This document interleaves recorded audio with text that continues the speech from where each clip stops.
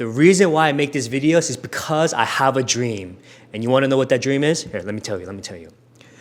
My dream is to become the So it's been about 3 years since I posted my first YouTube video. Hey, welcome to my YouTube channel. My name is Tim and I'm a pastor here in New Jersey. Please don't watch it, it's really bad. But for the most part, I've been consistently uploading about a video per week and I was able to get almost 9,000 subscribers, which is crazy. I mean, who would want to subscribe to me? I wouldn't even subscribe to myself. My YouTube journey has had a lot of ups and downs, and there have been nights where I would be staying up until 3 or 4 o'clock in the morning just editing one video. I mean, I don't do that anymore, but I don't think a lot of people realize just how much time and how much effort goes into just uploading one video on YouTube.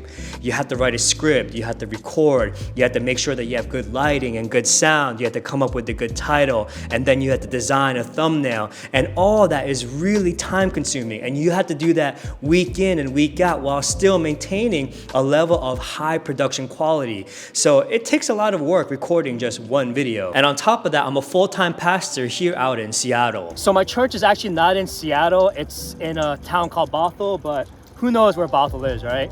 It's a lot cooler to say Seattle anyway, so come check us out if you're in Seattle or Bothell. And this leads us to the topic of today's video. Why do I make Why do I make YouTube videos as a pastor? I mean, shouldn't pastors be focused more on ministry and the local church? I mean, do I make videos because I have nothing better to do? Maybe. Well, here are some of the reasons why I make YouTube videos. And the first is that online ministry and the digital space are the new mission field. I mean, everything is digital now. I mean, that's where we were headed even before COVID. COVID simply just accelerated what was to come. And if you've ever been on an overseas mission trip, you know how important it is to learn the culture and the language and the vernacular of the people that you're trying to reach. That's standard missions training 101. And in the same way, we're all foreigners in this new mission field. But if we want to be effective in reaching people, then we have to adapt and learn the communication style that works best in this digital space, which is through video. And the second is that I want to specifically target the next generation.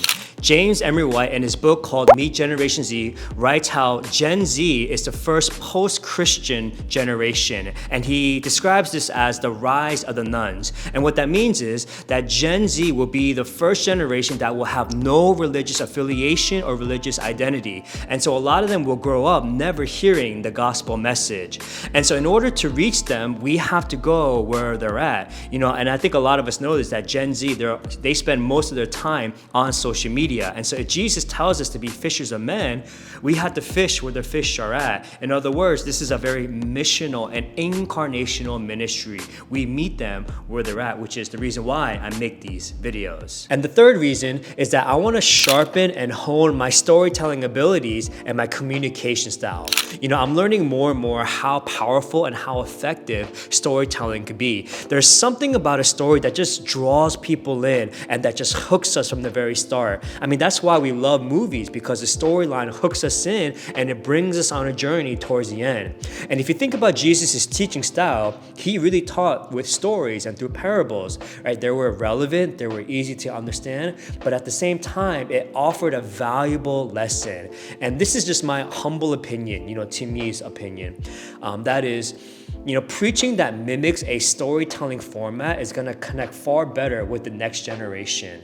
I mean, I'm not saying that the typical 3-point sermon can't do that, but just in my humble opinion, storytelling just connects with people on so many different levels, and it brings us on a journey to discover God's truth rather than simply just telling it. Just my humble opinion. And finally, the reason why I make these videos is because I have a dream.